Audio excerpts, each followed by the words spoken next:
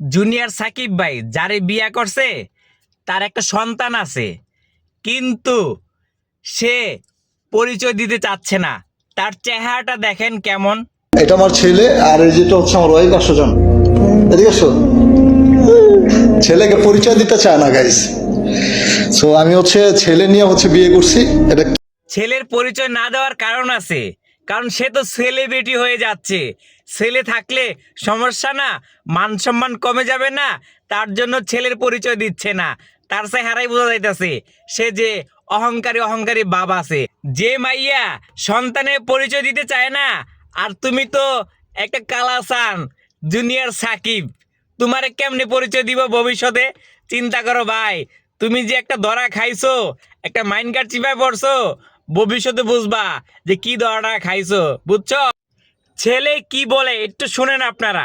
ছেলে সহ ওরে বিয়ে করছি, আর বেবি হয়েছে। ওর বয়স হলো 3 বছর। এটা তোমার কি হয়? মা।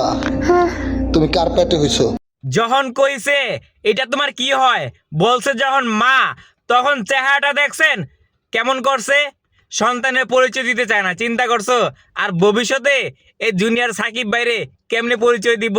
বন্ধুরা তোমরাই কও, ভিডিওটা শেয়ার করে দিও, আর মতামত অবশ্যই জানাইবা।